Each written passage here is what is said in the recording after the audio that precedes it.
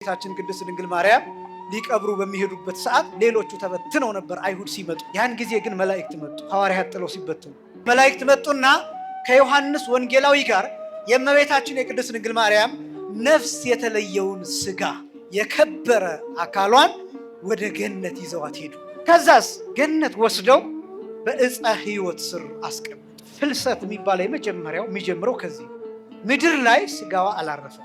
ዛሬም ጌቴሰማኒ ኢየሩሳሌም ውስጥ የእመቤታችን የቅድስት ድንግል ማርያምን መቃብር ሂዳችሁ ስታዩ ባዶ ነው። ምንም አይነት በዓለም በየትኛውም ቦታ ብትዞሩ የእመቤታችን የቅድስት ድንግል ማርያም አንዷ የፀጉሯ ቅንጣት የጣቷ ቁራጭ አለኝ የሚል አገር መሬት ምድር የለም።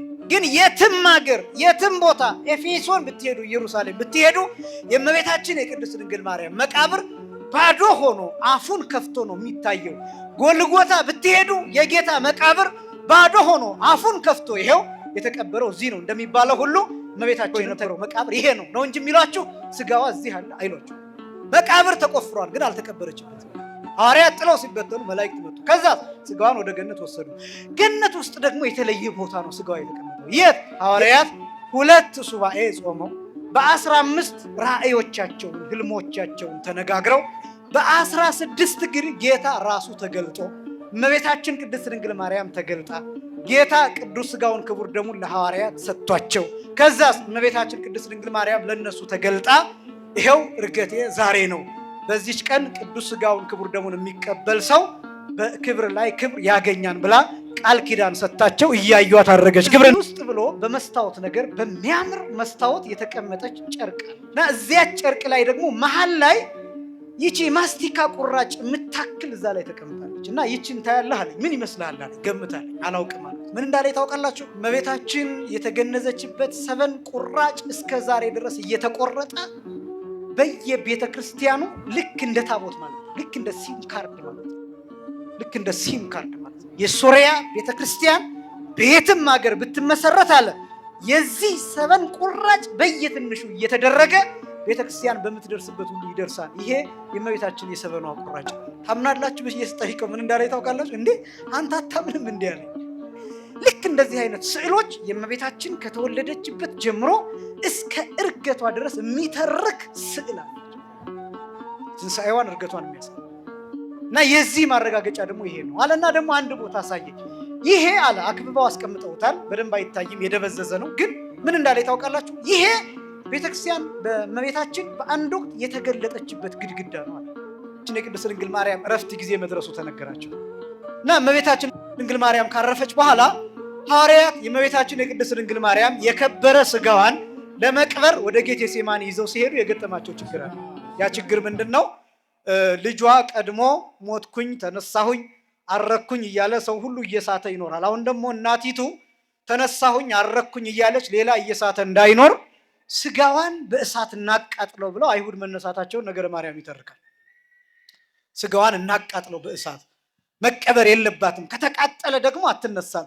ያው ሞኝነታቸው ነው እንጂ መጨረሻ ላይ በትንሣኤ ዘጉባኤ ጊዜ ጅብ የበላው ይነሳል፣ አውሬ የበላው ይነሳል፣ ውሃ የወሰደው ይነሳል፣ በየሞታው አመድ የሆነ ትቢያ የሆነ ተሰብስቦ ይነሳል። እንኳን የከበረው የእመቤታችን አካል ይቅርና የኔ አካል የእናንተ አካል የሁላችን አካል በየቦታው አፈር ትቢያ የነበረው አካል በትንሣኤ ዘጉባኤ ጊዜ ተሰብስቦ ይነሳል። እንኳን የእመቤታችን አካል እንኳን ክርስቶስን የተሸከመ አካል እንኳን የጌታ እናት የሆነች የእመቤታችን አካል እንኳን መለኮትን የዳሰሰው መለኮት የዳሰሰው አካል እንኳን የመለኮትን መዓዛ ያሸተተ አካል እንኳን ለክርስቶስ የድንግልና ጡት ያጠባቸዋ እንኳን ንጽሕት ቅድስት የሆነችዋ እመቤታችን ይቅርና ማንም ኃጢአተኞችም ቢሆኑ ጻድቃንም ቢሆኑ የትንሣኤው አይነት ይለያያል እንጂ ከየወደቀበት ቦታ ስጋ ተሰብስቦ ይነሳል። ይህን አለማወቃቸው ስለዚህ እናቃጥላት ብለው መጡ እና በዚህ ምክንያት ሐዋርያት ደንግጠው ሸሹ። አንድ ሰው ታውፋንያ ተብሎ የሚጠራ ሰው በሁለት ስም ይጠራል። ታውፋንያ ተብሎ የሚጠራ ሰው መጥቶ የእመቤታችን የቅድስት ድንግል ማርያም አካል ያረፈበት የተሸከሙበትን ቃሬዛ ሲነካ እጁ በሰይፍ ተቆረጠ፣ መልአክ ቆረጠው እና በዚህ ምክንያት ከዛ እመቤታችን ቅድስት ድንግል ማርያም በምልጃዋ በእርግጥ እጁ እንዲቀጠልለት አድርጋለች። እና እንግዲህ ያን ጊዜ ሐዋርያት ጥለው ተበተኑ። ተመሳሳይ ነው የእመቤታችን የቅድስት ድንግል ማርያም አሟሟት ከጌታችን ከመድኃኒታችን ከኢየሱስ ክርስቶስ የሞት ሂደት ጋራ ተመሳሳይ ናቸው። መልካቸው ተመሳሳይ ነው። ልብ በሉ። እመቤታችን አምላክ አይደለችም፣ ክርስቶስ አምላክ ነው። እመቤታችን የአምላክ እናት ናት። የክርስቶስ መልኩ የእመቤታችንን መልክ ይመስላል። የክርስቶስ መልኩ የማንን መልክ ይመስላል አልኳችሁ? የእመቤታችንን መልክ ይመስላል። ምክንያቱም ክርስቶስ በስጋ ሲገለጥ በስጋ የሚመስለው እናቱን ነው። አንድ የጥንት ደብዳቤ አንብባችሁ የምታውቁ ከሆነ አንድ አምደ ሃይማኖት የሚል መጽሐፍ ላይ የተጻፈ ቀሲስ ብርሃኑ ጉበና የጻፉት ላይ እዚያ ላይ አንድ ጲላጦስ የጻፈው ደብዳቤ አለ ለሮሙ ቄሳር ለጢባሪዎስ ቄሳር የጻፈለት ደብዳቤ እና እዛ ደብዳቤ ላይ ልጇን ትመስላለች የሚል ጠቅሷል። እዛ ላይ ጲላጦስ ራሱ ማለት ነው። ይመሳሰላሉ። መልኳ፣ የትህትና መልኳ፣ ደምግባቷ እጅግ በጣም ደስ የሚል ነው። ልጇን ትመስላለች፣ ልጇም እሱን ይመስላል ብሎ ደብዳቤው ላይ ገልጦታል። እና የእመቤታችን መልኳ የአምላክን መልክ ይመስላል የሚለው ቅድስናዋ፣ ንጽህናዋ ያ እንዳለ ሆኖ ግን የክርስቶስ መልክ በስጋ ከእመቤታችን ስለሆነ የተወለደው የእመቤታችንን መልክ የያዘ ነው። በስጋ ሲተነተን እመቤታችንም ውብ ናት። ክርስቶስን በስጋ ሲገለጥ ውብ ነው። ለዚህ ነው ልበ አምላክ ዳዊት መዝሙር 44 ላይ ይሴኒ ለሃዩ ሙሉ ደእጓ ለምህያው መልኩ ከሰው ልጆች ሁሉ ተለይቶ ያምራል ብሎ ይገልጠዋል ጌታ። እና ስለዚህ እመቤታችን የቅድስት ድንግል ማርያም መልኳም ውብ ነው፣ ይመሳሰላሉ፣ መልካቸው ተመሳሳይ ነው። ከዛስ የሞቱበት ሁኔታ የክርስቶስ ተወዳዳሪ የለውም። ግን የእመቤታችን የቅድስት ድንግል ማርያም አሟሟቷ ተመሳሳይ ነው። ተመሳሳይ ነው ስላችሁ እንደ ክርስቶስ ተሰቅላ አይደለም የሞተችው። ልብ በሉ። 6666 ጊዜ ተገርፋም አይደለም የሞተችው። ልብ በሉ። ክርስቶስ ዓለሙን ሁሉ እንዲያድን እመቤታችንም የሞተችው ዓለሙን ሁሉ ለማዳን አይደለም። እየተረዳችሁ ነው? የክርስቶስ ሞት የክርስቶስ ቤዛነት ልክ የለውም። ምን የለውም አልኳችሁ? ልክ የለውም። የክርስቶስ ሞት የክርስቶስ ቤዛነት ወሰን የለውም። ምን የለውም አልኳችሁ? ወሰን የለውም። ለእመቤታችን ግን ልክ አለው። ምን አለው አልኳችሁ? ልክ አለው። ወሰን አለው። ምን አለው አልኳችሁ? ወሰን አለው። ይሄን ለይቶ ማወቅ ይገባል። ክርስቶስ በመጽሐፍ ቅዱስ በወንጌል እንደተገለጠ አንዱ ስለ ሁሉ ሞተ። አንዱ ስለ ስንቱ ሞተ? ስለ ሁሉ ሞተ። ልብ በሉ። እመቤታችን ግን ስለ ሁሉ አይደለም። እመቤታችን ነፍሳትን አሳያት። እንዴት እኔ ያንተ እናት ሁኜ ለምንድን ነው የምሞተው ብላው ጠይቀዋለች። እኔ አምላክ እናት ነኝ፣ ያንተ እናት ነኝ። አንተን ወልጃለሁ፣ አምላክን ወልጃለሁ። ስለዚህ አምላክ እናት ነኝ። ስለዚህ ለምንድን ነው የምሞተው ብላ ጠይቀ ደንግጣለች። በነገራችን ላይ ሞት ልትሞቺ ነው ብሎ ጌታ ሲነግራት፣ ልጇ ሲነግራት ደንግጣለች። ቅዱስ ያሬድ ይገልጣል። እፎኑም አምላክ በከየት ደንጊጻ ከመኩሉ ሰብ ሞት ሶበ ሐወፃ ይላል። እንደ ማንኛውም ሰው ሞት በጎበኛት ጊዜ የአምላክ እናት እንዴት ደንግጣ አለቀሰች ይላል ቅዱስ ያሬድ። ምክንያቱም ሞት አስፈሪ ነገር ነው። ሞት የሚያስጨንቅ ነገር ነው። ስለዚህ ለምንድን ነው የምሞተው ብላ ስትጠይቀው ጌታ ምን እንዳደረገ ታውቃላችሁ? በሲኦል ውስጥ ያሉ የተወሰኑ ነፍሳትን አሳያት። ምን ያሉ ነፍሳትን አልኳችሁ? ክርስቶስ አንዱ ስለ ስንቱ ሞት አልኳችሁ? እመቤታችን ግን የተወሰኑ ነፍሳትን በሲኦል ምን አደረጋት? አሳያት። ልብ በሉ። ይሄን ለይቶ በደንብ ማወቅ። ምክንያቱም አንዳንድ ሰዎች የሚስቱት እመቤታችንን ከክርስቶስ ጋር እኩል ያደረግን ስለሚመስላቸው፣ የአንዳንዶቹ ከየዋህነትም የመነጨ ሊሆን ይችላል። ስለዚህ አስረዷቸው። እመቤታችን ከክርስቶስ ጋር እኩል አይደለችም። እመቤታችን ከክርስቶስ ጋር ምን አይደለችም? እኩል አይደለችም። ክርስቶስ አምላክ ነው። ክርስቶስ ምንድን ነው? እመቤታችን ግን ምን አይደለችም? አምላክ አይደለችም። የማን እናት ናት? የአምላክ እናት። እነዚህን ትምህርቶች ለይቶ ማወቅ ይገባል። እና እነዚያን ነፍሳት አሳያትና እኛ እናውቃቸውን፣ ቁጥራቸውን እግዚአብሔር ብቻ ነው የሚያውቀው። አንቺ ስትሞቺ እነዚህ ነፍሳት ከሲኦል በአንቺ ሞት ምክንያት አወጣልሻለሁ አላት። ቸርነቱ ስሙ የተመሰገነ ይሁን። አመስግኑት እስኪ እግዚአብሔርን በእውነት ስለ ቸርነቱ። እንኳን አይደለም በእመቤታችን ሞት ምክንያት ይቅርና ሁልጊዜ ላለው በእኔና በእናንተ እዚህ በመምጣታችን በመጸለያችን ሱባኤ በመግባታችን ምክንያት እንኳን የሚምራት ሀገር አለች፣ የሚምራቸው ሕፃናት አሉ፣ የሚምራቸው ነፍሳት አሉ። ክብርና ምስጋና ለስም አጠራሩ ይሁን። በእነዚህ 14 15 16 ቀናት እንኳን አይደለም በእናቱ ሞት ምክንያት ይቅርና በእኛ ጸሎት ምክንያት፣ በእኛ እንባ፣ በእኛ ለቅሶ ምክንያት፣ በእኛ ቤተክርስቲያን መቆየት ምክንያት፣ በእኛ ወንጌል መስማት ምክንያት፣ በእኛ ማስቀደስ ምክንያት፣ በሕፃናቱ መጾም ምክንያት፣ በሕፃናቱ በመቅደሱ መገኘት መቁረብ፣ በእነዚህ ምክንያት እንኳን ሀገሪቱን ታያላችሁ። አስተውሉ። ይምራታል። ሀገሪቱን ኢትዮጵያን ብቻ አይደለም ዓለምን በሙሉ ይምራል። ስለ ቸርነቱ ክብርና ምስጋና ለስም አጠራሩ ይሁን እና ከዛ እመቤታችን አረ በእኔ ሞት ምክንያት እነዚህ ነፍሳት ከሲኦል ይወጣሉ? አዎ። አይ በእኔ ሞት ምክንያት እነዚህ ነፍሳት ከሲኦል የሚወጡ ከሆነ አይደለም አንድ ጊዜ 7 ጊዜም ልሙት አለች። በእውነት ክብርና ምስጋና ለስም አጠራሮ ይሁን። እንደው እኮ አስደናቂ ነው። ይኸውላችሁ በጣም ሐሳባቸው የእመቤታችን ሐሳቧ እንደማን ሐሳብ ነው ብለናል? እንደ እግዚአብሔር ሐሳብ። መልኳ ደግሞ የማንን መልክ ይመስላል? የእግዚአብሔርን መልክ ይመስላል ብለን ገለጥን። ከፍ ስትሉ እንደዛ ነው የምትሆኑት። በነገራችን ላይ እንኳን አይደለም የእመቤታችን የቅድስት ድንግል ማርያም ደረጃ ይቅርና በእድሜ ትልቅ ሰው ስትሆኑ ታዝናላችሁ። ልጅ እኮ ሆኖ ነው፣ ገና እኮ ወጣት ስለሆነ ነው፣ ገና እኮ ስላላየ ነው፣ እንዲህ እያላችሁ ትረዱታላችሁ። ነገሮችን በበጎ ነው የምትተረጉሙት። በእድሜ እየበሰላችሁ ስትሄዱ፣ በንባብ በእውቀት ባረዳድ፣ በእነዚህ ደግሞ በጣም እየበሰላችሁ ስትሄዱ ደግሞ ነገሮችን መተው ትጀምራላችሁ። አይ ያው ስላላሰበው ነው፣ በዚህ መልኩ ስላልተረዳው ነው ማለት ትጀምራላችሁ። ከዛስ በጣም ደግሞ በመንፈሳዊ ሕይወት ስትበስሉ እባክህ ይቅር በለው ማለት ትጀምራላችሁ። ምን በለው? ይቅር በለው ማለት ትጀምራላችሁ። እሱ ነው መንፈሳዊነት ጥጉ። ይሄ ነው የቅዱሳን ጥግ። ይሄ ነው ስለ ሌሎች መማለድ፣ ስለ ሌሎች መጨነቅ፣ ስለ ሌሎች መለመን፣ ስለ ሌሎች መጸለይ፣ ስለ ሌሎች ሱባኤ መግባት። ስለኛ ብቻ አይደለም። በተለይ በዚህ ሱባኤ አሁን ብዙዎቻችን በግላችን ጉዳይ ብቻ አይደለም ሱባኤ መግባት ያለብን። ስለ ሀገር እናስብ፣ ስለ ቤተሰብ እናስብ፣ ስለ ልጆች እናስብ፣ ስለ ትውልዱ እንጸልይ፣ ስለ ዓለም እንጸልይ፣ ስለ አየሩ ሁኔታ፣ ስለ አዝመራው፣ ስለ ገበሬው፣ በጦርነት ውስጥ ስላሉ፣ በችግር ውስጥ ስላሉ፣ በረሃብ ስላሉ፣ በስደት በመፈናቀል ውስጥ ስላሉ፣ በስቃይ ስላሉ፣ በመንገድ ስላሉ፣ በተለያየ በሰው ሀገር ስላሉ፣ በመርከብ ስለሚሄዱ፣ በአውሮፕላን ስለሚበሩ ስለ እነዚህ ሰዎች ሁሉ መጨነቅ፣ በሃይማኖት ውስጥ ላሉ፣ በሃይማኖት ውስጥ ለሌሉ፣ በክህደት፣ በጥርጣሬ፣ በሱስ፣ በጭፈራ፣ በመጠጥ፣ በእነዚህ ሁሉ ስለ እነዚህ መጸለይ ይገባል። እነዚህ ሁሉ ነፃ እንዲወጡ ያስፈልጋል።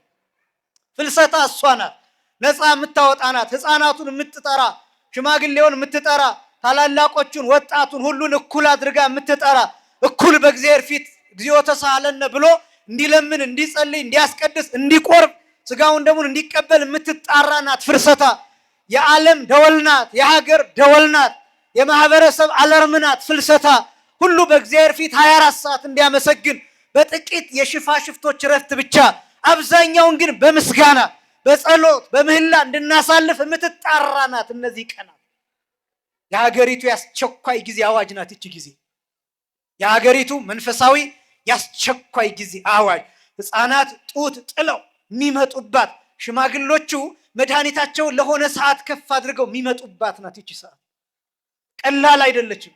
ስለ ሀገር ነው የሚጸለየው። ቦታ ሊሰጠው የሚገባ ነበር። በእውነት ቢያውቅበት መንግስት ስለ ሀገር እቺ ቤተክርስቲያን እንዴት እንደምትጸልይ አውቆም ጭምር ወደ መንፈሳዊ ህይወት መምጣት ለሚፈልጉ ጭምር ፈቃድም ጭምር እየሰጠ መደገፍ ጭምር ነበረበት። ቢታወቅ ረቂቅ የሆነው መንፈሳዊው ባህል ለሀገር ያለው ዋጋ ቢታወቅ እነዚህን ቀናት እባካችሁ ለእኔ ጸልዩልኝ ብሎ ሁሉ የመንግስት ሰራተኞችን ኦርቶዶክሳውያን መላክ ሁሉ ነበረበት። ምክንያቱም ይቺ ቀን የተለየች ቀን ናት፣ ስለ ሀገር የሚጸለይበት፣ ስለዚህ ስለ ሁሉ የሚለመንበት ነው። ከፍ ስትሉ እንደሱ ነው የምታስቡት። እና እመቤታችን ቅድስት ድንግል ማርያም ለእነዚህስ አይደለም አንድ ጊዜ 7 ጊዜ ልሙት አለች። በዚህ ምክንያት እመቤታችን ቅድስት ድንግል ማርያም ክርስቶስ ላሳያት ለእነዚያ ነፍሳት እንድትሞት ግድ ሆነ። እመቤታችን ቅድስት ድንግል ማርያም የስጋን እረፍት የስጋን ሞት ተቀበለች። እንግዲህ ከዛ በኋላ ነው ሐዋርያት ይቀብሯት ይዘው ሲሄዱ ይሄ አደጋ የገጠማቸው። ሐዋርያት ጥለዋት ተበተኑ። ተመሳሳይ ነው ብያቸዋለሁ። በጌታችን በመድኃኒታችን በኢየሱስ ክርስቶስ ሞት ጊዜ ከዮሐንስ ወንጌላዊ በቀር፣ ከማን በቀር አልኳችሁ? ከዮሐንስ ወንጌላዊ በቀር ሌሎቹ እንደተበተኑ ሁሉ አሁንም ልክ እመቤታችን ስትሞት ከዮሐንስ ወንጌላዊ በቀር፣ ከማን በቀር አልኳችሁ? ከዮሐንስ ወንጌላዊ በቀር እመቤታችን ቅድስት ድንግል ማርያም ሊቀብሩ በሚሄዱበት ሰዓት ሌሎቹ ተበትነው ነበር አይሁድ ሲመጡ። ያን ጊዜ ግን መላእክት መጡ። ሐዋርያት ጥለው ሲበተኑ ከሰማይ መላእክት መጡና ከዮሐንስ ወንጌላዊ ጋር የእመቤታችን የቅድስት ድንግል ማርያም ነፍስ የተለየውን ስጋ፣ ምን የተለየውን አልኳችሁ?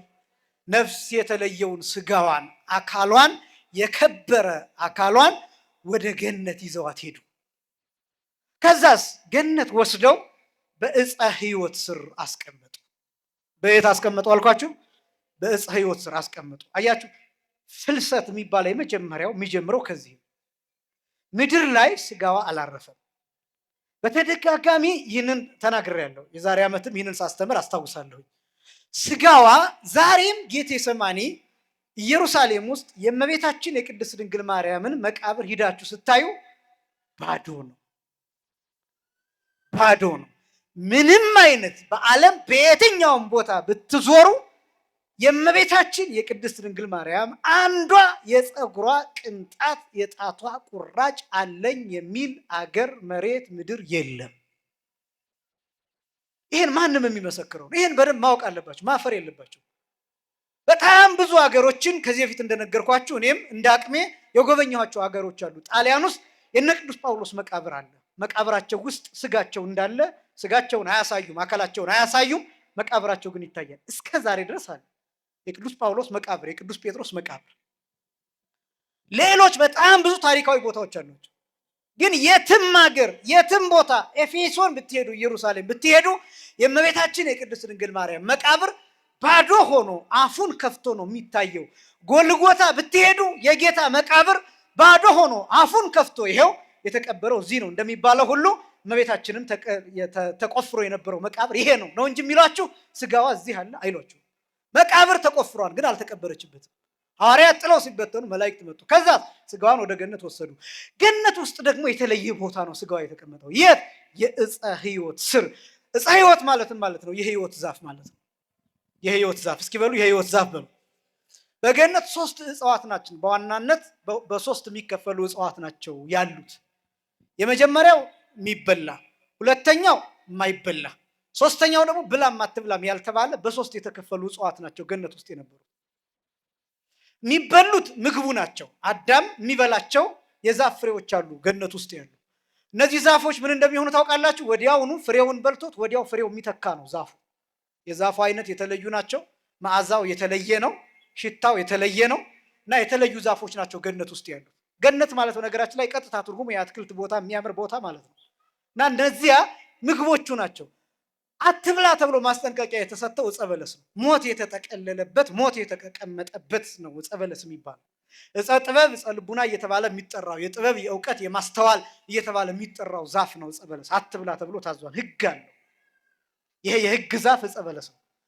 ሶስተኛው ደግሞ ብላም አትብላም ያልተባለው ዕፀ ሕይወትን ነው። ዕፀ ሕይወት ማለት የሕይወት ዛፍ ነው። ይሄ የሕይወት ዛፍ የሚባለው ፍሬውን ስትበሉት በሕይወት የሚያቆይ ነው። አንድ ሰው እንዳይሞት የሚያደርግ ነው። ይሄ የሕይወት ዛፍ ተብሎ የሚጠራው የሕይወት ዛፍ የሚባልበት ምክንያት ለዚህ ነው። ሰውነቱ ሳያረጅ፣ ሴሎቹ ሳይኮማተሩ፣ ርር ሳይሉ፣ ሳይሞቱ ባሉበት እርጥብ ሆነው እንዲኖሩ የሚያደርግ ነው። በነገራችን ላይ ይሄ የሕይወት ዛፍ የሚባለው በጣም ብዙ ረቂቅ ነገሮች አሉ እና አትብላ ብላም አትብላም ያልተባለው ዕፀ ሕይወት ነው። ለአዳም የተሰጠው መንገድ ምን ነበር? የተሰጠው መንገድ ብላ የተባለውን ይበላል፣ አትብላ የተባለውን ይጠብቃል። ከዛስ ወዴት ነበር የሚደርሰው? ብላም አትብላም ያልተባለውን የሕይወት ዛፍ ጋር ይደርስ ነበር። ከዛስ ያንን የሕይወት ዛፍ ፍሬ ይበላል። ከዛስ አዳም በሕይወት ይኖራል፣ 1000 ዓመት እየኖረ ይታደሳል። ከዛስ ወደ ኢየሩሳሌም ሰማያዊት ይገባል። ከዚያስ ዲያብሎስ የተባረረበትን ቦታ አዳም ይተካል። ይሄ ነበር ፕሮጀክቱ፣ ይሄ ነበር እቅዱ፣ ይሄ ነበር የእግዚአብሔር እቅድ፣ ይሄ ነበር።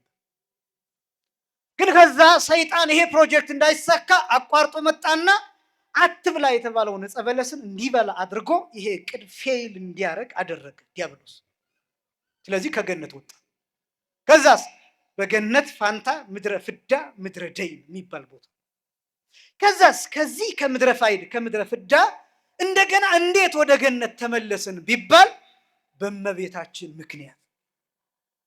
እመቤታችን ምን ሆና እንዴት ሆና መለሰችን ቢባል በምድር ላይ የሕይወት ዛፍ ሆና ተተክላ፣ ከዛስ ፍሬው ክርስቶስ ከእርሷ ተገኝቶ ወደ ገነት መለሰን። ክብርና ምስጋና ለስም አጠራር ይሁን። ፍሬው ክርስቶስ፣ የሕይወት ዛፍ ፍሬ ክርስቶስ። ይህንን ቅዱስ ያሬድ አንቀጸ ብርሃን ተብሎ በሚጠራው የብርሃን ደጅ ተብሎ በሚጠራው ድርሰቱ አንቲ ውእቱ ዕፅ ቡሩክ ዕፀ ሕይወት ወዕፀ መድኃኒት ህየንተ ዕፀ ሕይወት ዘውስተ ገነት ይላል። አንቺ የተባረክሽ ዛፍ ነሽ፣ የሕይወት ዛፍ ነሽ። በገነት ያልበላ ነው የሕይወት ዛፍ አለ። ስለዚያ የሕይወት ዛፍ ፋንታ ምድር ላይ ተተከልሽልን፣ ለመለምሽልን፣ አበብሽልን። ከዛስ ፍሬ ክርስቶስን ሰጠሽን። ያ ፍሬ ምንድን ነው? ፍሬ ኪኒ ፍሬ ሕይወት ውእቱ፣ ፍሬሽም የሕይወት ፍሬ ክርስቶስ ነው። እርሱን በላን፣ እንደገና በሕይወት ኖርን፣ እንደገና ወደ ገነት ወደ ርስታችን ተመለስን። ክብርና ምስጋና ለስም አጠራሩ ይሁን። እመቤታችን የሕይወት ዛፍ ተብላ። ከዚያስ ክርስቶስ ልክ እንደመጣ ያስተማረው ትምህርት ምን የሚል ነው? የዮሐንስ ወንጌል ምዕራፍ 14 ቁጥር 6 ላይ እኔ መንገድ እውነትና ምንድን ነኝ? ሕይወት ነኝ የሚል ቃል ትዝ አይላችሁም? እኔ ምንድን ነኝ? መንገድ፣ ከዛ እውነት፣ ከዛ ሕይወት። መጀመሪያ ምንድን ነኝ? መንገድ፣ ከዛ እውነት፣ ከዛ መጨረሻ ምን? ሕይወት። መንገድ የሚለው ምን እንደሆነ ታውቃላችሁ? ያ ልክ ክርስቶስ ወደዚህ ሲመጣ ተዘግቶ የነበረው የሕይወት ዛፍ የመጀመሪያው እግዚአብሔር ያደረገውን ነገር ልንገራችሁ። አዳም ከበደለ በኋላ የመጀመሪያው የእግዚአብሔር ውሳኔ ወደ ሕይወት ዛፍ የሚወስደውን መንገድ መዝጋት ነው። እየሰማችሁ ነው? ግን ወደ ሕይወት ዛፍ የሚወስደውን መንገድ ምን ማድረግ ነው? መዝጋት። ኦሪት ዘፍጥረት ምዕራፍ 3 ቁጥር 24 ላይ ኦሪት ዘፍጥረት ምዕራፍ 3 ቁጥር 24 ላይ ኪሩቤልን የምትገለባበት የእሳት ሰይፍ ይዞ አዳም ተደፋፍሮ እንዳይገባ ወደ ሕይወት ዛፍ የሚወስደውን መንገድ እንዲጠብቅ አደረገው። በቃ ያ መንገድ ዝግ ነበር። ለምንድን ነው ግን አዳም ወደዛ እንዳይሄድ የፈለገው? ሔዋን ወደዛ እንዳትሄድ የፈለገው ለምን ይመስላችኋል? አዳምና ሔዋን የበለሱን ፍሬ በልተዋል። በዚህ ምክንያት በስጋቸው መርገም አግኝቷቸዋል። የሕይወት ዛፍ ፍሬውን ቢበሉ ምን ይከሰታል? ሳይሞቱ ይኖራሉ። ምን ሳይሉ ይኖራሉ? ሳይሞቱ ይኖራሉ። የሕይወት ዛፍ ፍሬውን ከበሉ። ችግሩ በሕይወት መኖራቸው አይደለም። እግዚአብሔር ምቀኛ ሆኖ አይደለም። ችግሩ ግን ምን እንደሆነ ታውቃላችሁ? የሕይወት ዛፍ ፍሬን ከበሉ በሕይወት የሚኖሩት ብቻቸውን አይደለም፣ ከነ መርገማቸው ነው። ከነ ምናቸው ነው? ከነ መርገማቸው። ስለዚህ እግዚአብሔር ከነ መርገማቸው በሕይወት እንዲኖሩ አይፈቅድም። ለምን? የእነሱ በሕይወት መኖር አይደለም፣ ስጋቸው ላይ ኃጢአት ነግሷል። ነፍሳቸው ላይ መርገም አለ፣ መንፈሳቸው ላይ መርገም አለ፣ ፈቃዳቸው ላይ ሞት አለ፣ ውድቀት አለ፣ የባህሪ ጉስቁልና አለ። የኃጢአት ውጤት የሚባለው ጥንተ አብሶ እያልን የምንጠራው መርገም በሰውናታቸው ውስጥ ሰርጿል። ለምን? ሕግን ሲተላለፉ ራቁታቸው ሆነዋል። ከዚያስ ረግሞታል አዳም። እሱን ብቻ አይደለም፣ በአንተ የተነሳ ምድር የተረገመች ትሁን ብሎ ረግሟታል። እሾህና አሜከላ ይብቀልብህ ብሎ ረግሞታል። የሞት ሞት ትሞታለህ ብሎ ረግሞታል። ስለዚህ የሕይወት ዛፍ ፍሬ መብላት የለበትም። ለምን? የሕይወት ዛፍ ፍሬ በልቶ በሕይወት መኖር የለበትም። የሕይወት ዛፍ ፍሬ ክርስቶስ ነው። የሕይወት ዛፍ ፍሬ ስጋው ደሙ ነው። ከነ ኃጢአታችን መቁረብ የሌለብን ለዛ ነው። ከነ ኃጢአታችን ስጋውን ደሙን መቀበል የሌለብን፣ ንስሐ ሳንገባ መቁረብ የሌለብን ለዛ ነው። ሳንመለስ መቁረብ የሌለብን ለዛ ነው። ካህን ሳናገኝ መቁረብ የሌለብን ለዛ ነው። ልክ አዳም ከነ መርገሙ የሕይወት ዛፍ ፍሬን እንዲበላ እንዳልተፈቀደለት ሁሉ እኛም ኃጢአታችንን ለካህን ሳንናገር ስጋውን ደሙን እንድንቀበል አልተፈቀደልን። የሕይወት ዛፍ ፍሬን ክርስቶስን እንድንበላ አልተፈቀደልን። ስለዚህ ዘጋው። ከዛስ ክርስቶስ ሲመጣ የመጀመሪያው ምንድን ነው የሆነው? ያ መንገድ ተከፈተ። ብዙ ጊዜ እላለሁ ክርስቶስ በደብረ ዘይት 3 ዓመት ከ3 ወር ጸለየ። ከዛ ምንድን ነው ያደረገው? መንገዱን ከፈተው። ከዛስ አዳም፣ ልጆቹ፣ የልጅ ልጆቹ መንግስቱን ያወረሰን አምላክ የተመሰገነ ይሁን እያሉ ወደ ገነት ገቡ። ክብርና ምስጋና ለአምላካችን ይሁን። ለዚህ ምክንያት የሆነችው እመቤታችን ናት። ስለዚህ የእመቤታችን የቅድስት ድንግል ማርያም ስጋ ወደ ገነት ተወስዶ በሕይወት ዛፍ ስር እንዲያርፍ ተደረገ። ምክንያቱም እሷ በምድር ላይ የተተከለች የሕይወት ዛፍ ናት። ያ በገነት ተቀምጦ የነበረውን የሕይወት ዛፍ ፍሬ ስላልበላን ፋንታ በምድር ላይ የሕይወት ዛፍ ሆና ተተክላ ክርስቶስን አፈራችልን። አባ ሕርያቆስ ሲያመሰግናት እመቤታችንን ወድንግል መፍሪት ለእንተ ይትበላ ወመንቀይት ለእንተ ይሰተይ፣ የሚበላውን ያፈራሽልን ያስገኘሽልን፣ የሚጠጣውን የሰጠሽን ያመነጨሽልን ድንግል ሆይ ለአንቺ አንክሮ አድናቆት ይገባን እያለ እመቤታችንን ያመሰግናታል።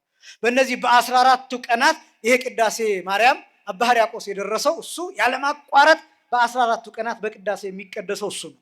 አንዱ የሚያስደንቀው ቃል ይሄ። ስለዚህ እመቤታችን ቅድስት ድንግል ማርያም ስጋዋ በገነት የሕይወት ዛፍ ስር ያረፈበት ምክንያት እሷ በምድር ላይ የሕይወት ዛፍ ሁና ስለኖረች ፍሬዋም ደግሞ ክርስቶስ ስለሆነ ነው። አንደኛ። ሁለተኛ አካሏ በሕይወት ዛፍ ስር እንዲሆን የተደረገው አካሏ እንዳይፈርስ እንዳይበሰብስ ነው። በሕይወት ዛፍ ስር እንዲቀመጥ ያደረገው በሕይወት በገነት ያለው ዕፀ ሕይወት ተብሎ የሚጠራው ላይ 4 ወንዞች ይመነጫሉ። ስንት ወንዞች አልኳችሁ? 4 ወንዞች ይመነጫሉ። አንዱ ከምስራቅ ይመነጭና ወደ ምዕራብ ይጓዛል። አንደኛው እዚሁ የሕይወት ዛፍ ላይ ከደቡብ በኩል ይመነጭና ወደ ሰሜን ይጓዛል። አንደኛው ደግሞ እዚሁ የሕይወት ዛፍ ስር ላይ ከሰሜን በኩል ይመነጭና ስሩ ላይ ወደ ደቡብ ይሄዳል። አንደኛው ደግሞ እዚሁ ከምዕራብ በኩል ይመነጭና ወደ ምስራቅ ይሄዳል። ኤፌሶን፣ ግዮን፣ ኤፍራጥስ፣ ጤግሮስ እየተባሉ ይጠራሉ። እነዚህ አራት ወንዞች የሚመነጩት ከአንድ የሕይወት ዛፍ ስር ነው። ግን ይሄ በጣም ረቂቅ የሆኑ ምስጢራትን የያዘ ነው። በነገራችን ላይ በጣም ከባድ ለመረዳት። ይሄ የሕይወት ዛፍ ስር የተገናኘው ከአብ ዙፋን ጋር የተገናኘ ነው ይላሉ መተርጉሙ። ይሄን ለእናንተ ለማብራራት ይጨንቀኛል፣ እንደው ዝም ብሎ ጠቅሶ ለማለፊያ። ከአብ ዙፋን ጋር የተያያዘ ነው። ያ የወይን ወንዝ እየተባለ አንዱ፣ ሌላኛው የወተት ወንዝ እየተባለ፣ ሌላኛው የዘይት ወንዝ እየተባለ፣ ሌላኛው የማር ወንዝ እየተባለ በአራት። አሁን እንደዚህ ሲባል ማር፣ ወተት ምናምን ወይን ቁም ነገር ሆኖ አይደለም። በነገራችን ላይ ለማለት የተፈለገው እዚህ ዓለም ላይ ውድ የምንላቸው ነገሮች የዛ አይነት ቴስት ያለው የተቀያየረ አይነት ጣዕም ያለው።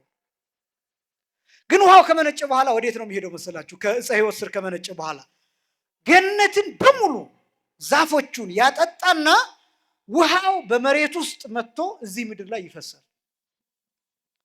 አራቱም ወንዞች እዚህ ምድር ላይ ያሉ፣ ኤፌሶን አለ፣ ግዮን አለ፣ ጤግሮስ አለ፣ ኤፍራጥስ አለ። ያው ግዮን የሚባለው አባይ አገራችን ውስጥ ያለው።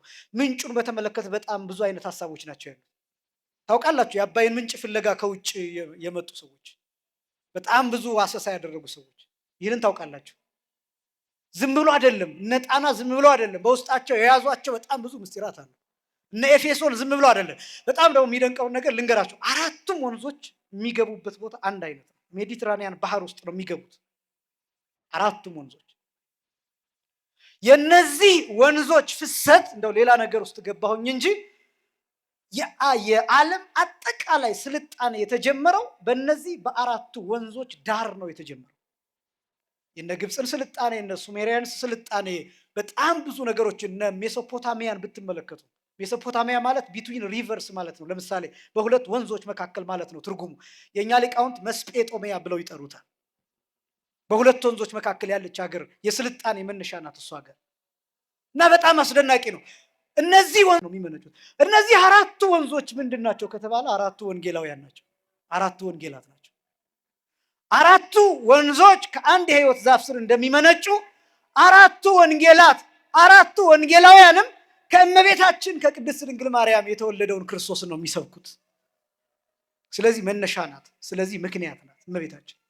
ለዚህ ነው አባ ጊዮርጊስ ዘጋስጫ ሲያመሰግናት ተወልዲ ወንጌለ እያለ እመቤታችን ትመስል ፊደል ወተወልዲ ወንጌለ፣ ፊደል ትመስላለች፣ ወንጌልን ትወልጃለሽ። ምንን ትወልጃለሽ? ወንጌልን ትወልጃለሽ እያለ የሚያመሰግናት እና ስለዚህ እመቤታችን የቅድስት ድንግል ማርያም የሕይወት ዛፍ ስር አካሏ እንዲያርፍ የተደረገው ለዛ ነው። እንግዲህ ከዛ በኋላ ነው ታሪኩ፣ ይሄ የፍልሰታ ጾም ታሪክ የሚጀምረው ከዚህ በኋላ ነው። አሁን ችግሩ ምንድን ነው መሰላችሁ? ዮሐንስ በቀጥታ ሂዶ አይቶ መጣ። ከዛስ ጴጥሮስን ቀድሞ ጌታ ከተነሳ በኋላ በትንሣኤው ጊዜ ጴጥሮስን ቀድሞ የሮጠ ሂዶ አልገባም ወደ መቃብር ውስጥ። ግን መቃብሩ ባዶ እንደሆነ ለመጀመሪያ ጊዜ ያየ ነው ዮሐንስ ወንጌል። ልክ በጌታ ጊዜ እስከ መጨረሻው እንዳልተለየ ሁሉ የእመቤታችን ስጋ የት እንዳረፈ ያየው ዮሐንስ ወንጌላዊ ነው። ማን ነው? ዮሐንስ ወንጌላዊ። ከዛስ ዮሐንስ ወንጌላዊ መጣና ለሌሎቹ ለ11 ሐዋርያት ነገራቸው። ምን ብሎ ነገራቸው? የእመቤታችን የቅድስት ድንግል ማርያምን ስጋዋን፣ የከበረ ስጋዋን መላእክት ከኔ ጋራ ወደ ገነት ወስደውን በገነት አዳም ያልበላው የሕይወት ዛፍ ስር ውስጥ በገነት አስቀምጠውታል ስጋዋን ብሎ ለሐዋርያት ነገራቸው። ለማን ነገራቸው? ለ11 ሐዋርያት። ለስንቱ ሐዋርያት? ለ11 ሐዋርያት ዮሐንስ ነገራቸው። ከዛስ መንፈሳዊ ቅናት ያዛቸው። ምን ያዛቸው? መንፈሳዊ ቅናት። እመቤታችንን እኛ ያን ጊዜ ጌታን ትተን እንደተበተንን አሁንም ትተን ተበተንን። ስለዚህ ይቅርታ መጠየቅ አለብን፣ ምህረት ማግኘት አለብን። ዮሐንስ እንዳየ እኛ ማየት አለብን፣ ይቅርታዋን ማግኘት አለብን። ይሄን ደግሞ ለማግኘት መጾምና ሱባኤ መያዝ አለብን። መጾምና ሱባኤ ሁለቱ የተለያዩ ናቸው። ጾምና ሱባኤ ሁለቱ የተለያዩ ናቸው። ጾም በማንኛውም ጊዜ ልንጾም እንችላለን፣ ነፍስ አባት ሰጥቶ ልንጾም እንችላለን። ሱባኤ ግን ተብሎ የሚጠራው ምንድን ነው? ከጾሙ ጋራ የማይቋረጥ ፕሮግራም መያዝ፣ መርሃ ግብር መያዝ ማለት ነው። ለምሳሌ አሁን በጧትና በማታ ውዳሴ ማርያም የምናደርስ ከሆነ እሱን ሳይቋረጥ ለ3 ቀን ሊሆን ይችላል፣ ለ7 ቀን፣ ለ14 ቀን፣ ለ21 ቀን፣ ለ49 ቀን እንደዚህ እያለ የሚቀጥል ነው። ሱባኤ የሚባለው እንደሱ ነው። ተከታታይ የሆነ የማይቋረጥ ነገር ነው ሱባኤ የሚባለው ለዚህ ነው። ለምሳሌ አሁን ይሄ ሱባኤ ተብሎ የሚጠራበት ምክንያት እኔና እናንተ በግል ሱባኤ ስለምንይዝ ብቻ አይደለም ሱባኤ የሚባለው ጾመ ፍልሰታ። አገልግሎቱን ተመልከቱት። እስከ 14 ቀን ድረስ የግዴታ ሰዓታት ይቆማል። ምን ይቆማል አልኳችሁ? አይቋረጥም። ስለዚህ ሱባኤ ስለሆነ ነው የማይቋረጥ። ሱባኤ የሚባለው ለ7 ወይም ለ14 ቀን በተያዘው መርሃ ግብር መሰረት ሰዓቱ፣ ቀኑ፣ ጊዜያቱ ተጠብቆ የሚከናወን ነው ሱባኤ የሚባለው። እንደዛ በማህበር ሊያዝ ይችላል ሱባኤ። በነገራችን ላይ 2 ሰው ሆኖ ሊይዘው ይችላል። ባልና ሚስት ሊይዙ ይችላሉ። ቤተሰብ ሊይዝ ይችላል። አንድ ሰው ብቻውን ሊይዝ ይችላል። ከዛስ ይሄ ግን ጾመ ማርያም እያልን ጾመ ፍልሰታ እያልን የምንጠራው አጠቃላይ የሀገር ሱባኤ ነው። የምን ሱባኤ? አጠቃላይ ኦርቶዶክሳውያን ሱባኤ የሚገቡበት ነው። ይህንን በደንብ ማወቅ ይገባል። ሱባኤ የሚባለው የህብረት እንጂ ይሄ የየግል ጸሎት አናደርስም አይደለም እምላችሁ። ግን እኛ አሁን ራስ ወዳዶች ስለሆንን ሁሉን ነገር ከራሳችን ጋር ነው ማገናኘት የምንፈልገው። ለግል ጥያቄ መጠየቂያችን እሱን አታድርጉ አይደለም። ግን የህብረት ስለሆነ ህብረቱን መከተል ይገባል። አንድ ሰው ብቻውን ከሚጸልይ ይልቅ 100 ሰዓታት ቢቆም በጣም የሚመረጠው። ለምን? የህብረቱን ጸሎት ቢካፈል። ለምን? ራሱን የቻለ አቅም አለው። ከዛስ ኪዳን አለ አይቋረጥም። ከዛስ ትርጓሜ አለ አይቋረጥም። ከዛስ ስብሐተ ነግ አለ አይቋረጥም። እንደየቦታው ትርጓሜው ሰዓቱ ሊለያይ ይችላል። ከዛስ ቅዳሴ አለ አይቋረጥም። 14 ቀን ሙሉ ቅዳሴ ማርያም ይቀደሳል። የፈለገ ሰዓት ቢሄድ ቅዳሴው በለሆሳስ ሊባል ይችላል እንጂ ወይም በፍጥነት እንዲነበብ ይደረጋል እንጂ ቅዳሴ ማርያም ካልሆነ ሌላ አይቀደስም። ሱባኤ ነው። 14ቱን ቀናት በ15ኛው ቀን ቅዳሴ ሐዋርያት ይቀደሳል። በ16 ቅዳሴ እግዚእ ይቀደሳል። 14ቱን ቀናት ግን ቅዳሴ ማርያም ብቻ ይቀደሳል። የሚተረጉመው ሰው አያቋርጥም። ከአቅም በላይ የሆነ ነገር ካልገጠመው በስተቀር ሱባኤ ነው። ይጀምራል፣ ይጨርሳል። አንባቢው እንደዛ። ከዛስ ጸሎተ ዕጣን ያለማቋረጥ ይጸለያል። ይሄ ብቻም አይደለም፣ ስብሐተ ነግ በየቀኑ ይቆማል በየቦታው። ይሄ ሁሉ ሱባኤ ነው። ስለዚህ ጾምና ሱባኤ የተለያየ ነው። ጾም ከሱባኤ ጋር ሊያዝ ይችላል። ጾም ብቻውን ሊሆን ይችላል። አንዳንድ ጊዜ ጾሙን ብቻ ልንጾም እንችላለን። በጣም ብዙ ጊዜ ደግሞ ከጾሙ ጋር ሱባኤ ልናደርግ እንችላለን። ስለዚህ ሱባኤ ማለት የማይቋረጥ ነው። ከዛ ወደ ግል ደግሞ ሲመጣ ተረፉ ሰዓት አለ ከአገልግሎት ውጭ ያለው። አሁን ብዙዎቻችን እንዳልኳችሁ የሰዓታቱም ላይ የግል ጸሎት ነው የሚያደርሰው ብዙ ሰው። ኪዳን ላይ እንደዛ ነው ብዙ ሰው። ትርጓሜ ላይ እንደዛ ነው ብዙ ሰው። አንዳንዱማ ቀበጥ ቅዳሴ ላይ ሁሉ ደጋግሜ እንዳልኩት የሚጸልይ ሁሉ አለ። በቃ የሱ ጸሎት ነው ከቅዳሴው የሚበልጠው። ትልቅ መዝገበ ጸሎት ይዞ ሁሉ የሚቆማ። እኔ ለምን እንደመጣ ይሄ ሰው በጣም ግራ ይገባኝ። የህብረትን ጸሎት አክብሩ፣ የማህበር ጸሎት አክብሩ፣ የጉባኤ ጸሎት አክብሩ።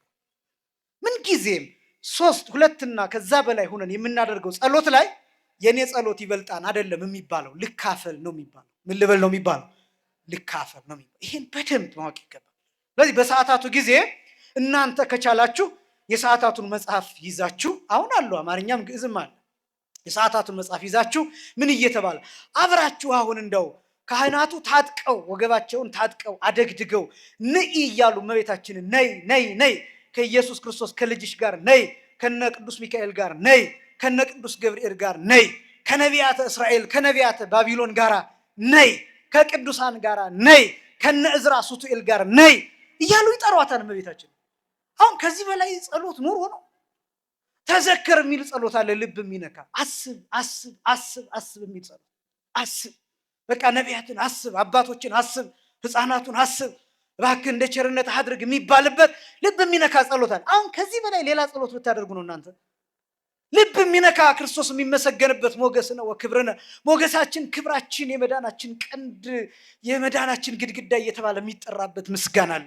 አንዱ የፈለገ ምስጋና ብታመጡ ከዚህ በላይ ልታመሰግኑት ነው ክርስቶስን። ሚካኤል ሊቀ መላእክት እየተባለ መላእክት የሚመሰገኑበት፣ ከዛ ለኖህ ሐመሩ ላይ እመቤታችን በልዩ የምትመሰገንበት፣ ከዛ ደግሞ ስብሐተ ፍቁር የሚባል አለ። ስብሐተ ፍቁር ማለት የወዳጅ ምስጋና ማለት ነው። እስኪ በሉ የወዳጅ ምስጋና በሉ። ወዳጅ ወዳጁን የሚያመሰግንበት ማለት ነው። የመጀመሪያው ስብሐተ ፍቁር እመቤታችን ቅድስት ድንግል ማርያም የምትመሰገንበት ልብ የሚነካ በልዩ ዜማ የሚዜማ አለ። ስብሐተ ፍቁር የጊዮርጊስ ስብሐተ ፍቁር አለ። የተክለ ሃይማኖት ስብሐተ ፍቁር አለ። አስደናቂ ነው። እነዚህ ሁሉ ወዳጄ ወዳጄ ናልኝ ድረስልኝ እየተባለ የሚጸለይበት አስገራሚ።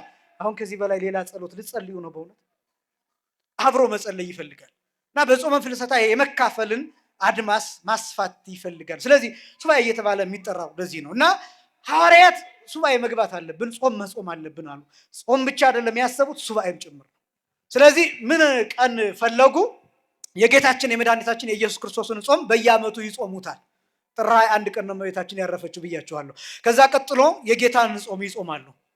የጌታን ጾም ደግሞ በጌታ ጾም ላይ ሌላ ጾም መጨመር ስለሌለባቸው ከዛ የጌታ ጾም ካለፈ በኋላ ፋሲካ ይከበራል፣ በዓለ ሀምሳ አለ። ከዛ ደግሞ የነሱ ጾም አለ፣ በየዓመቱ ይጾሙታል፣ ጾም ሐዋርያት የሚባለውን። ከዛ ንጹህ ቀን ፈልገው ነሐሴ 1 ቀን ነሐሴ ስንት ቀን? ነሐሴ 1 ቀን ጀምረው መጾምና ሱባኤ መግባት ጀመሩ፣ በህብረት በአንድነት። ጥያቄያቸው ምንድን ነው? እመቤታችንን ማየት። ማንን ማየት? እመቤታችንን ማየት። በቃ ለምን? ያን ጊዜ ተበትነዋል። ስለዚህ የእመቤታችን የቅድስት ድንግል ማርያምን ስጋዋ ያረፈበትን እሷ ተገልጣ እንድታናግራቸው ይቅር እንድትላቸው ምሕረት እንዲያገኙ ይህንን ማወቅ አለባቸው ሐዋርያት። ለምን? ጌታችን መድኃኒታችን ኢየሱስ ክርስቶስን ጥለውት ተበትነዋል። መቼ? በተያዘ ጊዜ። ግን መቼ አገኛቸው ጌታ? ማታ በተሰበሰቡበት በተዘረጋ ደጅ ሰላም ለሁላችሁ ይሁን ብሎ ተገለጠላቸው። ታርቂያችኋለሁ ማለቱ ነው። ምን ብያችኋለሁ? አልተቀየምኳችሁም። ያን ጊዜ ትታችሁ ብትበተኑ ምን አላልኳችሁም? አልተቀየምኳችሁም። ምን ብያችኋለሁ? ይቅር ብያችኋለሁ እያላቸው ነው። በነገራችን ላይ እግዚኦ ተሳለነ የምንለው ባለፈው እንደነገርኳችሁ አንዱ ሐዋርያት አቤቱ ይቅር በለን ብለው ጸልየዋል። ለምን? ስትያዝ ከድተናል፣ ስትያዝ ሩጠናል፣ ስትያዝ ተበትነናል፣ ስትሰቀል መስቀሉ ስር የለንም፣ ስለዚህ ይቅር በለን። አንዱ የምንለው ይሄ ነው። ጌታ ሆይ በድለናል፣ ስለዚህ ይቅር በለን። ከዛስ የእሱ መልስ ምንድን ነው? ሰላም ለሁላችሁ ይሁን፣ ካህኑ ሰላም ለኩልክሙ የሚለው። ስለዚህ ጌታ ተገልጦ እንደታረቃቸው ነግሯቸዋል፣ ይቅር እንዳላቸው ነግሯቸዋል፣ እንደማይበቀላቸው ነግሯቸዋል። ይልቁንም ስልጣን ሰጥቷቸዋል። አይዟቸው አትፍሩ ብሎ እንዳይጨነቁ አድርጓል ጌታ። ከዛስ እመቤታችንም ልትገለጥላቸው ያስፈልጋል። ልክ ጌታ በተዘጋ ደጅ ገብቶ ይቅር ብያችኋለሁ፣ ሰላም ለሁላችሁ ይሁን፣ ሰላም አውርጃለሁ እንዳለ ሁሉ እመቤታችንም ተገልጣ እንዲህ ልትላቸው ያስፈልጋልና ሱባኤ ያዙ ሐዋርያት ከነሐሴ 1 ቀን ጀምሮ። ልክ ነሐሴ 14 ቀን 2 ሱባኤ ሲጨርሱ፣ ስንት ሱባኤ? አንድ ሱባኤ የሚባለው ስንት ቀን ነው? 7 ቀን። 2 ሱባኤ። አንዳንድ ጊዜ በእርግጥ 3 ቀን ራሱ ሱባኤ ሊባል ይችላል። ያው ሱባኤ የሚለው አውድ ቀጥታ ትርጉሙ ሱባኤ ማለት ሰባትነት ማለት ነው። ግን አንድ ሰው ለ3 ቀን ብቻ እግዚአብሔርን የሚጠይቅበት ጉዳይ ሊኖረው ይችላል።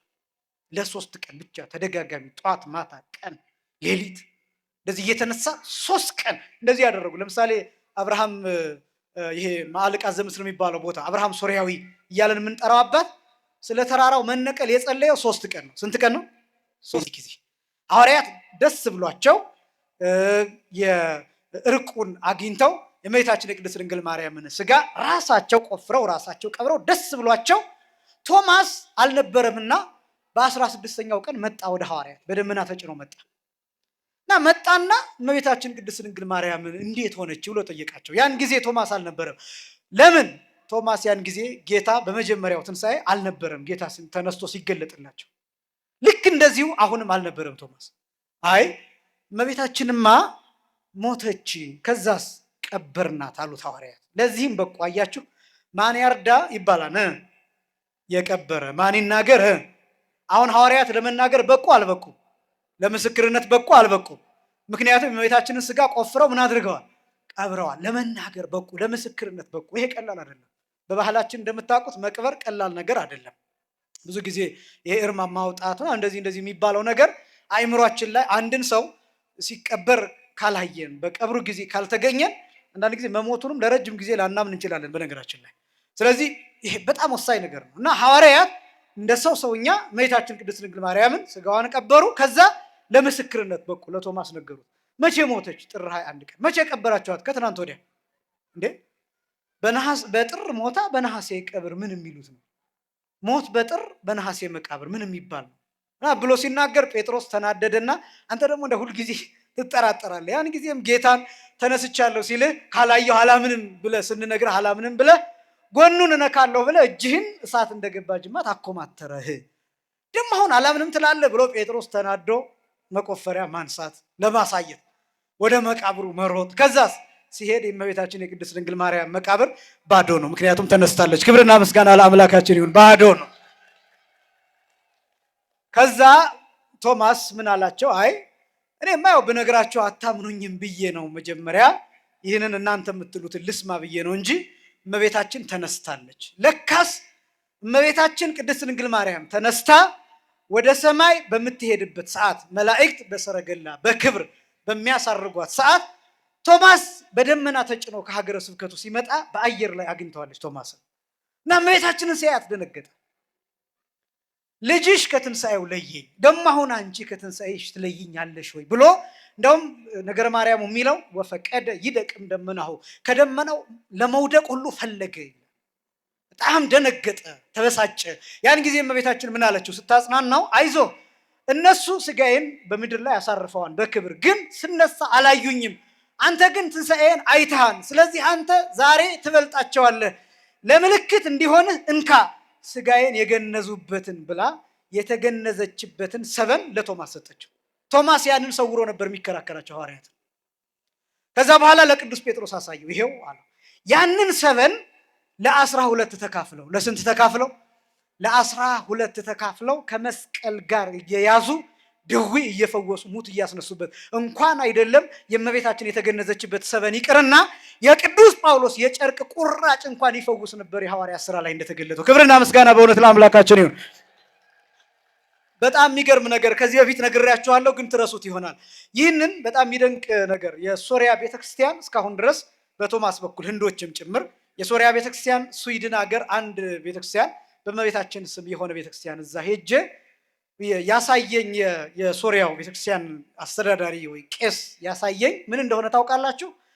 እዚህ ውስጥ ብሎ በመስታወት ነገር በሚያምር መስታወት የተቀመጠች ጨርቅ አለች እና እዚያ ጨርቅ ላይ ደግሞ መሀል ላይ ይቺ ማስቲካ ቁራጭ የምታክል እዛ ላይ ተቀምጣለች እና ይቺን ታያለህ አለኝ። ምን ይመስልሃል አለኝ። ገምታለኝ። አላውቅም አልኩት። ምን እንዳለ ታውቃላችሁ?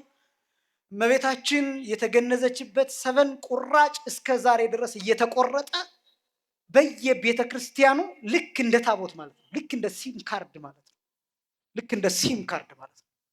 የሶሪያ ቤተ ክርስቲያን በየትም ሀገር ብትመሰረት አለ የዚህ ሰበን ቁራጭ በየትንሹ እየተደረገ ቤተ ክርስቲያን በምትደርስበት ሁሉ ይደርሳል። ይሄ የእመቤታችን የሰበኗ ቁራጭ ነው። ታምናላችሁ እንዲህ ያልኩት? ታምናላችሁ? በእመቤታችን ትንሣኤ እርግጥ እንደዚህ ታምናላችሁ? እውነት ለመናገር በጣም ነው የገረመኝ፣ በጣምም ነው ደስም ያለኝ እና ታምናላችሁ ብዬ ስጠይቀው ምን እንዳለኝ ታውቃላችሁ? እንዴ አንተ አታምንም እንዴ አለኝ። እዚህ እኮ አብራን እኮ ነው ያለችው አለኝ። በጣም የሚገርም ነው። አብራን እኮ ነው ያለችው። ከዛ ወሰደኝ፣ ስዕሎችን አሳይ። እነዚህ ስዕላት ልክ እዚህ ጉልላቱ ላይ እንዳሉት ስዕላት እመቤታችን የተገነዘችበት ቦታ ያረፈችበት እነዚህ ቦታዎች አሉ አይደለም የሚያሳዩ የጌታን እርገት ትንሣኤ። ልክ እንደዚህ አይነት ስዕሎች የእመቤታችን ከተወለደችበት ጀምሮ እስከ እርገቷ ድረስ የሚተርክ ስዕል አላቸው፣ ትንሣኤዋን እርገቷን የሚያሳይ እና የዚህ ማረጋገጫ ደግሞ ይሄ ነው አለና ደግሞ አንድ ቦታ አሳየኝ። ይሄ አለ አክብበው አስቀምጠውታል፣ በደንብ አይታይም፣ የደበዘዘ ነው። ግን ምን እንዳለ ታውቃላችሁ? ይሄ ቤተክርስቲያን በእመቤታችን በአንድ ወቅት የተገለጠችበት ግድግዳ ነው አለ። በአካል የተገለጠችበት ማለት ነው። የተገለጠችው በዚህ በማሳይ ቀለም ልክ ነው አለ። ይሄን ቁመት ተመልከተው አለኝ። ስትገለጥ በዚህ መስመር ልክ ብርሃን ሆና ነው የተገለጠችው አለ። በእውነት ክብርና ምስጋና ለአምላካችን ይሁን። እንደው አስደናቂ ነው፣ በጣም አስደናቂ ነው። እና ያንን ሰበን ዛሬ ድረስ ይጠቀሙበታል፣ ህንዶች ይጠቀሙበታል፣ የሶሪያ ቤተክርስቲያን ትጠቀምበታለች፣ ልክ እንደ ታቦት ማለት ነው። እኛ ታቦት ስለመጣልን ለምሳሌ ታቦተ ጽዮን እኛ ጋር ስለሆነች በታቦተ ጽዮን አምሳል ታቦት አለን፣ ጽላት አለን። በጣም ብዙ የታቦተ ጽዮንን አምሳል በዛ ልክ አይደለም፣ በትክክል ያንን ይመስላል ሳይሆን በዚያ አምሳል በየቦታው ታቦቶች እንዳሉን ሁሉ እነሱም የዛችን የእመቤታችን የሰበኗን ቁራጭ በየቦታው አስቀምጠው የቤተክርስቲያንን ክብር ይናገሩበታል። እና ቶማስ ይህንን አሳያቸው። ከዛ ሐዋርያት ለ12 ተካፍለው ድውይ መፈወስ፣ ሙት ማስነሳት፣ ለምጽ ማንጻት ጀመሩ። ሁለተኛ ጥያቄ ግን ተነሳ። ስንተኛ ጥያቄ? ሁለተኛ ጥያቄ። ልጠቀልል ነው በዚህ። ሐዋርያት ምን አይነት እንደገና መንፈሳዊ ቅናት አደረባቸው? ቀድሞ ዮሐንስ ስጋው ያረፈበትን ቦታ አይቷል፣ እኛ ግን አላየንም። አሁን ደግሞ ጸሎት አድርገን የእመቤታችንን ስጋዋን አየን፣ ቀበርን፣ ግን ትንሣኤዋን አላየንም አሉ። ምኗን አላየንም? ስለዚህ ምኗን ማየት አለብን? ትንሣኤዋን ማየት አለብን አሉን ሐዋርያት። ለሁለተኛ ጊዜ ጾምና ሱባኤ ያዙ። ለስንተኛ ጊዜ? የመጀመሪያው ስጋዋን አገኙ፣ ቀበሩ። ከዛስ ትንሣኤዋን አላዩም። ከዛስ በዓመቱ ምን አደረጉ? ትንሣኤዋን እርገቷን ለማየት እንደገና ነሐሴ 1 ጀምሮ በተመሳሳይ ቀንና ሰዓት ጾምና ሱባኤ ያዙ። ከዛስ ሐዋርያት 2 ሱባኤ ጾመው በ15 ራእዮቻቸውን ህልሞቻቸውን ተነጋግረው በ16 ግን ጌታ ራሱ ተገልጦ እመቤታችን ቅድስት ድንግል ማርያም ተገልጣ ጌታ ቅዱስ ሥጋውን ክቡር ደሙን ለሐዋርያት ሰጥቷቸው ከዛስ እመቤታችን ቅድስት ድንግል ማርያም ለነሱ ተገልጣ ይሄው ዕርገቴ ዛሬ ነው፣ በዚች ቀን ቅዱስ ሥጋውን ክቡር ደሙን የሚቀበል ሰው በክብር ላይ ክብር ያገኛን ብላ ቃል ኪዳን ሰጥታቸው እያዩት አረገች። ክብርና ምስጋና ለአምላካችን። ስለዚህ ለሁለተኛ ጊዜ ጾሞ የእመቤታችንን ትንሣኤዋን ዕርገቷን ያዩበት ነው። የመጀመሪያ ሥጋዋን የተቀበሉበት፣ ሁለተኛ ግን ዕርገቷን የተመለከቱበት ነው። በዚህ ምክንያት ፍልሰት ተብሎ ይጠራል። ከዛ ዕርገቷ የመጨረሻው መደምደሚያ ከዚህ ዓለም መውጣቷ። ከዚህ በኋላ እመቤታችን ሞት አያገኛትም። በልጇ ስልጣን ተነስታለች። በማን ስልጣን? በልጇ። ጌታ የተነሳው በማን ስልጣን ነው? በራሱ ስልጣን። እመቤታችን ደግሞ የተነሳችው በራሷ ስልጣን ሳይሆን በማን ስልጣን ነው? በልጇ። እኛ መጨረሻ ላይ የምንነሳው በማን ስልጣን ነው? በልጇ ስልጣን ነው። በእግዚአብሔር ስልጣን ነው የምንነሳው። ይህን ማወቅ ይገባል። እመቤታችን በራሷ ስልጣን ተነሳች አረገች ብላችሁ እንዳትናገሩ። በራሱ ስልጣን የሚነሳ አምላክ ብቻ ነው። ማን ብቻ ነው? ይሄን ማወቅ፣ ልዩነቱን ማወቅ። ጌታ ግን እናቱን እመቤታችንን ልበ አምላክ ዳዊት እንደተናገረው መዝሙር 131 ቁጥር 11 ላይ አንተና የመቅደስህ ታቦት፣ አንተና የምንህ ታቦት? የመቅደስህ ታቦት ወደ እረፍትህ ተነስ፣ አንተና የመቅደስህ ታቦት ብሎ እንደተናገረው እመቤታችን ቅድስት ድንግል ማርያም ተነስታለች፣ አድርጋለች። በዚህ ምክንያት ፍልሰተ ሥጋሃ ለማርያም፣ የማርያም የሥጋዋ ፍልሰት ከመሬት ወደ ገነት፣ ከገነት ወደ ምድር፣ ከዛ ትንሣኤ፣ ከዛ ዕርገት፣ ይህንን የምናሳይበት ልዩ በዓላችን ነው። በእነዚህ ጊዜያት አእምሮን ክትት አድርጎ ልብን ለይቅርታ አዘጋጅቶ በፍጹም ልብ፣ በፍጹም ምሕረት፣ በፍጹም መለወጥ፣ መታደስና መመለስ ሆኖ በጸጸት ሆኖ እግዚአብሔርን መለመን ይገባል። ልምድ አይሁን፣ ታይታም አይሁን፣ ሾው አይሁን፣ ለሚዲያ አይሁን፣ ዝም ብሎ ጊዜ ለማሳለፊያም አይሁን። ከመጣን አይቀር አንክሰር፣ ጊዜውን እንጠቀምበት። ይህንን እናድርግ። አምላካችን እግዚአብሔር ሱባኤያችንን ለምህረት ለበረከት እንዲያደርግልን የእሱ ቅዱስ ፈቃድ ይሁንልን። የእመቤታችን አማላጅነት አይለየን። በፍቅሯ ሁላችንንም ትባርከን። በጾማችን በሱባኤያችን ምክንያት ሀገራችንን ከጦርነት ከክፉ ነገር ሁሉ እንድታወጣልን የአምላካችን ቅዱስ ፈቃዱ ይሁንልን። ቀጥታ ወደ ምህላው ብቻ እንሄዳለን። ያስተማረን የአባቶቻችን አምላክ እግዚአብሔር ይክበር ይመስገን። ወስብሐት ለእግዚአብሔር።